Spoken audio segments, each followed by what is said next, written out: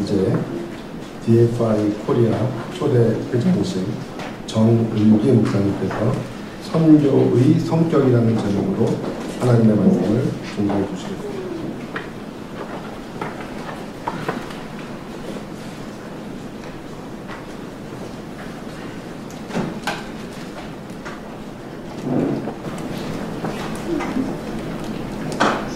잠깐 기도하겠습니다. 우리 아버지 하나님 고맙고 감사합니다. 오늘 참 귀하고 복된 날 주셔서 우리 DFI 코리아 참여고와 우리 두 분 성교사님 파송식을 함께 하셔서 감사합니다. 아버지 하나님 이 자리에 친히 함께 계시고 또 이 시간에 주님께서 친히 저희들에게 말씀하여 주셔서 이 말씀을 통해서 저희들이 하나님 음성을 듣고 하나님 말씀에 순종하는 삶이 되게 하시고 그래서 우리의 삶이 하나님 아름다운 삶제자가 되는 은총이 있게 도와주시옵소서. 우리 부족한 종을 기억하시고 우리 아버지 하나님 생각과 마음을 일치 주장하시면서 하나님 말씀을 전할 수 있도록 도와주시옵소서. 예수님의 이름으로 기도합니다. 할렐루야. 반갑습니다. 지난 기도회 때 저희들이 이런 말씀을 나눴습니다. 선교는 빚을 갚는 일이다.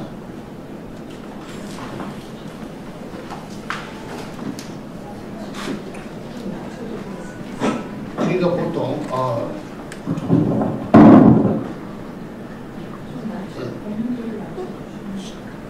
선교에 할 때 복음의 빚을 졌다는 말을 우리가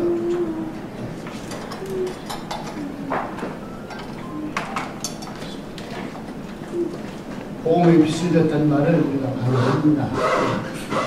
그런데 보통 우리가 빚을 졌다고 할 때 우리에게 복음을 전해준 분들에게 우리가 빚을 졌다. 보통 우리에게 선교사님을 빚을 졌다. 그렇게 얘기하는데 우리가 나눴던 지난 로마서 2장 14절 말씀은 그 반대입니다. 그러니까 바울은 자기에게 복음을 전해준 분들에게 빚을 졌다는 얘기가 아니라 자기가 복음을 전해야 될 이방인에게 빚을 졌다 하는 거예요. 그럼 이게 무슨 말이냐? 사실 바울은 구원을 받을 자격이 전혀 없는 사람이었습니다. 우리가 잘 아는 것처럼 사도 바울이 사울이었습니다. 교회를 핍박하는 앞장서서 핍박하는 총대장 노릇을 했었죠. 교회 핍박의 총책임자였습니다. 그 교회보다 들어가서 교인들을 잡아다가 감옥에 가두고 고문하고 심지어 주의까지 자는 겁니다. 그래서 바울은 그게 고백하죠. 나는 죄 중에 죄수다. 이 말이 그냥 하는 말이 아니라 자신이 자기가 어떤 삶이 되겠지는 알고 고백을 하는 것이 있습니다. 그런데 이런 사울에게 예수님이 나타나셔서 구원해 주셨습니다. 왜 구원해 주셨느냐? 이유는 다 한 가지입니다. 이방인에게 복음을 전하고 구원해 주십니다. 그래서 만약 이방인이 없었다면 바울은 구원받을 길이 없는 거예요. 그래서 이방인에게 자기의 생명에, 그러니까 지옥 가야 될 자기를 천국으로 가게 해준 것은 바로 이방인이라. 그래서 그 이방인들에게 구원의 빚을 줬다. 그렇게 얘기하고 있는 것이죠. 그래서 이 바울은 아주 평생 그 빚을 갚는 삶을 살았습니다. 그리고 이렇게 고백하죠. 내가 만약 이 빚을 갚지 않으면 내가 복음을 전하지 않으면 화가 나게 될 것이다. 왜 빚을 갚지 않는가? 이런 정신으로 선교를 해서 사도 바울이 됩니다. 우리 헬렌이 지금 IT에서 선교하고 있습니다. 그래서 뭐 하고 있느냐? IT 사람들에게 빚을 갚고 있는. 우리도 IT에 지금 동참하고 있는데 뭐 하고 있는 거냐? IT 사람들에게 우리 구원의 빚을 갚고 있는 거예요. 바로 이 정신으로 우리가 선교를 해야 된다는 것입니다. 우리는 절대 선교하면서 값지는 건 안 됩니다. 선교지에 이방인들보다 우리가 더 낫다고 생각할 수가 없어요. 그 사람들보다 구원받았기 때문에 그 사람들에게 우리가 섬기는 자세로 복음을 전해줄 줄 믿습니다. 그래서 선교 정신은 빚 갚는 자의 정신이다. 그러면 선교의 속성이 뭐냐고.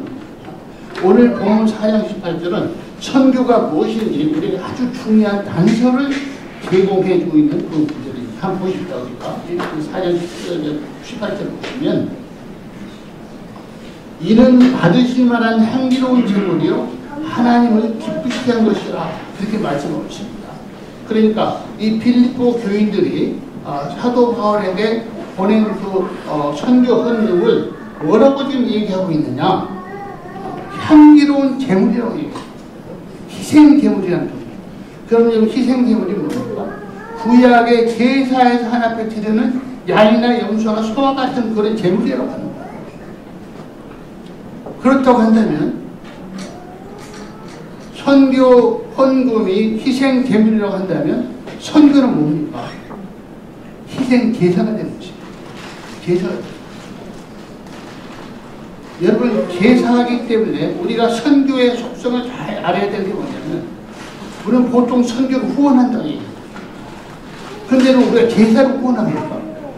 우리가 제사를 드리는 우리가 제사를 후원을 해? 제사 드리는 사람들한테? 아니요, 우리가 제사에 동참하는 거죠. 그래서 선교는 동참이지 후원이 아닙니다. 선교는 우리는 여기서 동참하는 거고 헬렌 선교사는 현지에서 동참하는 거고 같이 선교하는 거지. 우리가 헬렌 선교사를 도와주는 게 아닙니다. 이 개념을 우리가 깨야 된다고 생각합니다. 그래서 선교는 제사고 동참하는 거다. 그리고 선교는 제사다 그랬을 때 대표적인 제사가 있습니다. 대표적인 제사가 뭡니까? 그것은 바로 예수님의 십자가의 제사입니다. 예수님께서 자기 몸을 제물로 해서 십자가에서 하나님께 제사를 합니다.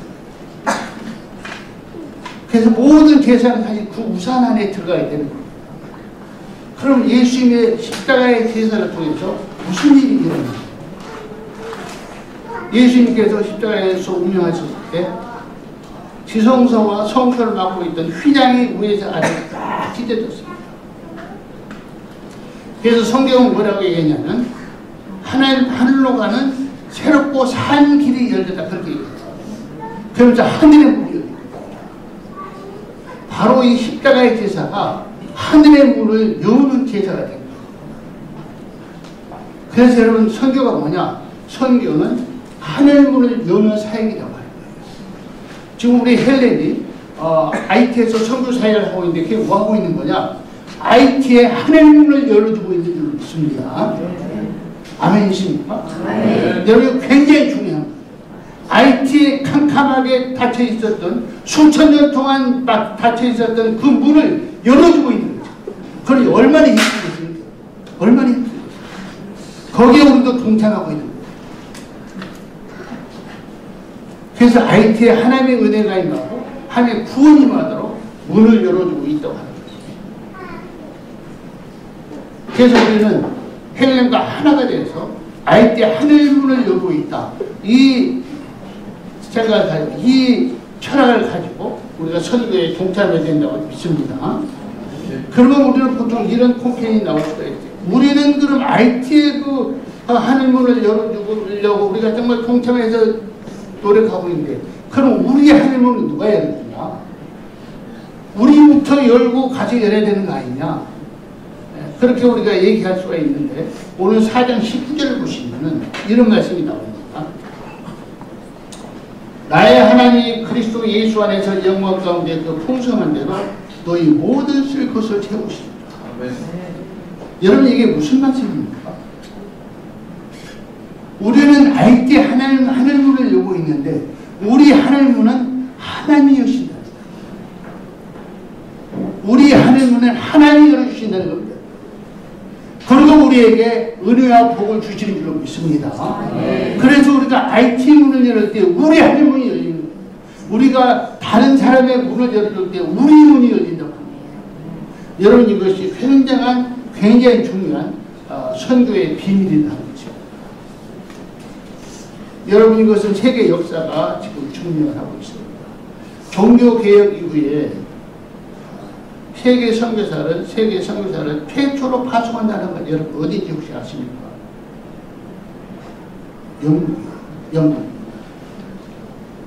영국 선교부가 윌리엄 캐리를 인도 선교사로 파송합니다. 그 최초로 파송합니다.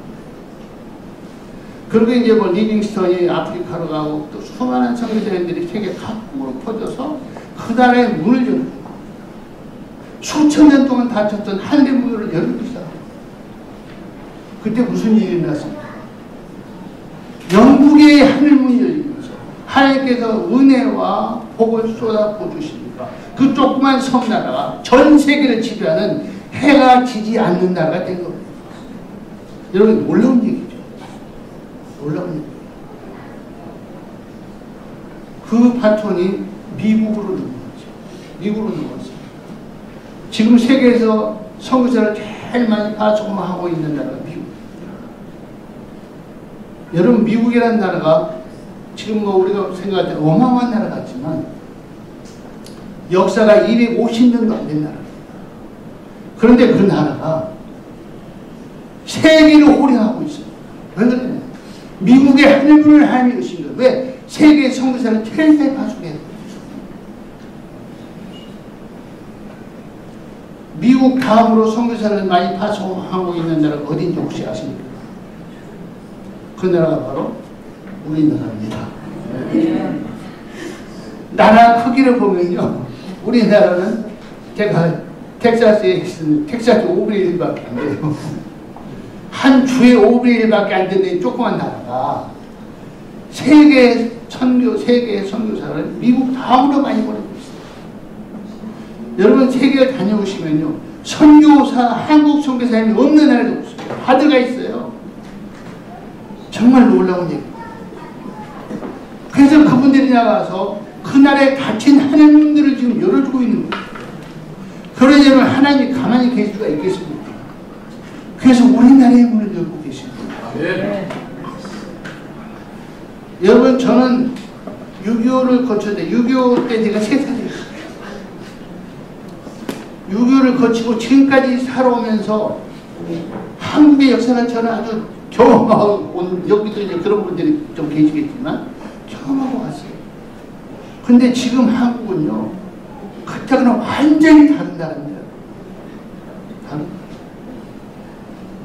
제가 한 가지 예화 드릴까요? 지하철, 공항, 공공 화장실에 비대가 있는 나라는 전 세계에서 한국밖에 없습니다. 이거 정말 놀라죠. 그 전혀 놀라시들 않네요. 그럼 어떻게 이렇게 된 나라가 이 나라가? 그건 다른 것으로 설명이 안 됩니다. 한강의 기적이 일어나고, 그리고 6.25 끝나고 나서 세계에서 제일 못 사는 나라 꼴찌에서 2번째입니다. 그런데 지금은 뭐 경제 10대 강국에 들어가고 뭐 또 G7에서 이게 도대체 이게 말이 안 되는 일이라고 얘기하고 아니에요. 그럼 이걸 뭘로 설명할 거냐? 정치가가 잘해서 뭐 경제하는 분들이 잘 아니죠. 하나님께서 문을 열어서 그런 일이 일어난 줄 없습니다. 네. 그래서 앞으로 우리가 잘 되는 일은요, 딱 한 가지입니다. 선교예요. 선교가 잘 되면요, 나라가 잘 되고 교회가 잘 되고 우리 성도들이 잘 되고 우리 온 국민이 잘 될 줄로 믿습니다. 네. 저는 우리 DFI 코리아의 회원 여러분들이 정말 잘하셨고 기대가 됩니다. 왜냐? 얼마나 뜨겁게 헌신적으로 충성하고 있는지 모르겠어요. 보석 같은 분들이에요.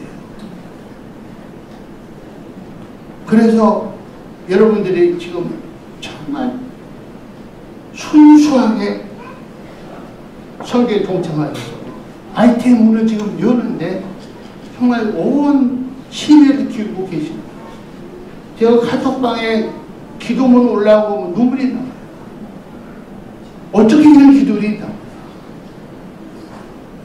그런데 그 기도가 바로 우리의 하늘문을 여는 열쇠가 될 줄로 믿습니다. 아멘. 그래서 이런 기도를 드리는 우리들의 그 가정에 문이 열렸을 때 앞으로 우리 가정이 우리 자녀들에게 무슨 일이 일어날까 엄청 기대가 되는 거예요. 오늘 말씀을 정리하겠습니다. 선교는 빚을 갚는 것이다. 빚진 자의 정신으로 선교에 동참해야 됩니다. 아멘이십니까? 그리고 선교는 제사다. 선교 헌금은 하나님께서 흠양하시는 제목이다. 그리고 선교는 하늘문을 열어두는 사역이다. 그리고 우리가 이웃나라의 하늘문을 열어두고 있을 때 하나님은 우리의 하늘문을 열어주신다. 그리고 우리에게 은혜와 복을 보여주신다. 저는 이런 선교 정신과 그리고 성격을 알아서 선교에 우리 적극 동참하셔서 IT의 하늘문을 열어두는 사역에 동참하심으로 우리들의 하늘문이 활짝 열리는, 그리고 그것을 통해서 부으시는 하나님의 복을 받으시는 우리 모두가 되시기를 주님의 이름으로 축복합니다. 기도하겠습니다. 우리 아버지 하나님 고맙고 감사합니다. 오늘 말씀을 통해서 선교는 빚을 갚는 일이다 라는 선교의 정신과 선교는 제사라는 선교의 성격을 알게 하신 것 감사합니다. 우리 DFI 코리아는 바른 선교 정신과 바른 선교의 성격을 알고 선교하는 단체가 되도록 은혜를 더하여 주시옵소서. 선교가 하늘문을 여는 사역임을 알고 적극 동참하여 하나님께서 하늘문을 여시고 부으시는 은혜와 복을 받아 누리는 우리 모두가 되게 하여 주시옵소서. 예수님의 이름으로 기도합니다. 아멘.